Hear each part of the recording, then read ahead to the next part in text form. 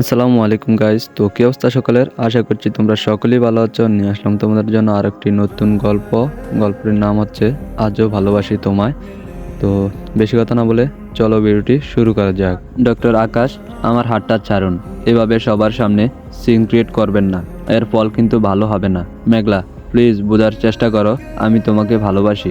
আকাশের মুখে ভালোবাসার কথা শুনে মেঘলা প্রচণ্ড রেগে যায়। এক ঝটকায় নিজের হাতটা আকাশের হাত থেকে ছাড়িয়ে নিয়ে আকাশের গালে সজোরে থাপ্পড় মারে। আমি আপনাকে আর কতবার বলবো আমি আপনাকে ভালোবাসি না। আমি একজন বিবাহিতা, আমার একটা 5 বছরের মেয়েও আছে। মেঘলার চিৎকার চেঁচামেচিতে টিউলিপের স্টুডেন্টরা জড়ো হয়ে যায়। মেঘলা, তুমি সবার সামনে আমার গায়ে হাত তুললে? অবাক হয়ে তাকিয়ে আছে আকাশ। তখন মেঘলা বলল, হ্যাঁ তুললাম, কারণ আপনি এই কাজটা করতে বাধ্য করেছেন। আপনি সব কিছু জানেন, জানার পরও কি করে আমার বাড়িতে বিয়ের প্রস্তাব পাঠালেন? আর আজকে পুরো টিউলিপের স্টুডেন্টের সামনে আপনি আমার হাত ধরছেন। এত সাহস কোথা থেকে আসে আপনার? তখন আকাশ বলল, আমি তোমাকে ভালোবাসি, তাই এত সাহস পাই। আর তুমি বলছো তুমি ম্যারিড, অথচ তোমার হাজব্যান্ড আমি আজ অবধি দেখি নাই। তাহলে আমি কি করে বিশ্বাস করব তুমি ম্যারিড? তখন মেঘলা বলল, লিসেন মিস্টার আকাশ, আমি ম্যারিড। এটা আপনার যদি বিশ্বাস না হয় তাতে আমার কিছু যায় আসে না। আমি আমার হাজব্যান্ড নীলকে আগেও ভালোবাসতাম, আজও ভালোবাসি, অ্যান্ড ফিউচারেও ওকে ভালোবাসবো। মেঘলা আকাশকে কথাগুলো বলেই টিউবলিট থেকে বেরিয়ে রুহিকে স্কুল থেকে আনতে যায়। রুহি হচ্ছে মেঘলার মেয়ে। মেঘলা, তোমাকে আমার হতেই হবে। আমি তোমাকে ভালোবাসি, অ্যান্ড তোমাকেও আমাকে ভালোবাসতে হবে, সেটা যে কোনো কিছুর বিনিময়ে হোক না কেন। এটা আকাশ মনে মনে বলল। আকাশ রেগে গিয়ে বলল, কি ব্যাপার, তোমরা সবাই এখানে এভাবে জড়ো হয়ে আছো কেন? সবাই ক্লাসে যাও। সব স্টুডেন্ট যে যার মতো ক্লাসে চলে যায়, আর আকাশ নিজের কেবিনে চলে যায়। মেঘলা গাড়ি নিয়ে রুহির স্কুলের সামনে দাঁড়িয়ে আছে। কিছুক্ষণ পর রুহি স্কুল থেকে বেরিয়ে আসে। মাম্মা মাম্মা বলে রুহি দৌড়ে মেঘলার কোলে উঠে যায়। মেঘলা রুহিকে কোলে তুলে নেয়। মাম্মা, আজকে ক্লাস কেমন হলো? তখন রুহি বলল, আজকে অনেক মজা করছি মাম্মা।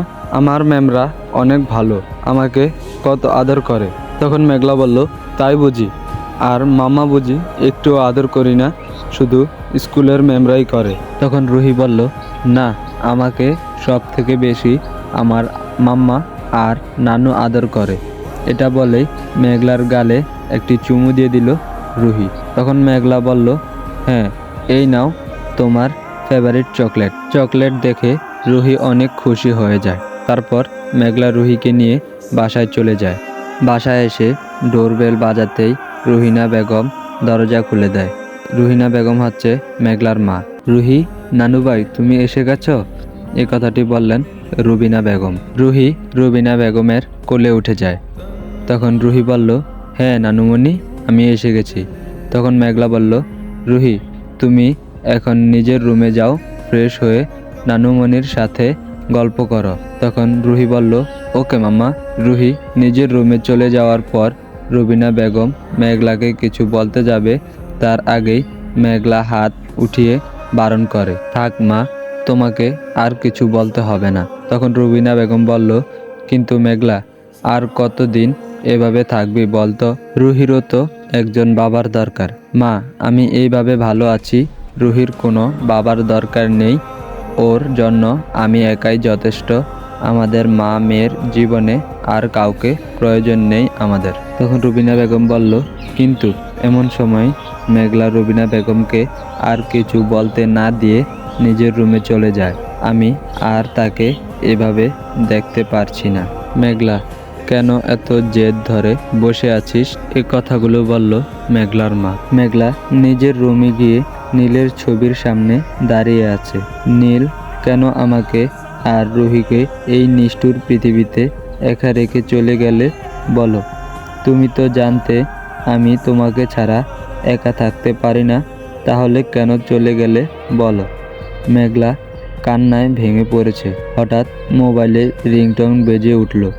মেঘলা চোখের পানি মুছে মোবাইলে হাত দিয়ে দেখে টিউলিপ থেকে কল এসেছে। কল রিসিভ করে মেঘলা বলল, হোয়াট, কি করে এসব হলো?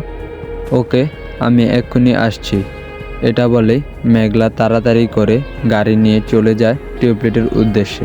তো গাইজ, আজকের পর্বটা এই পর্যন্তই। যদি ভিডিওটা ভালো লাগে তাহলে অবশ্যই লাইক, কমেন্ট অ্যান্ড শেয়ার করে দিবে। আর নেক্সট পার্ট চাও কিনা তা অবশ্যই কমেন্টে জানিয়ে দিবে। আর আমিও তোমাদেরকে খুব শীঘ্রই নেক্সট পার্ট দেওয়ার চেষ্টা করব। তো এই পর্যন্ত ভালো থাকো। আল্লাহ হাফেজ গাইজ। আর কমেন্টে অবশ্যই বলবা যে গল্পটা তোমাদের কাছে কেমন লেগেছে।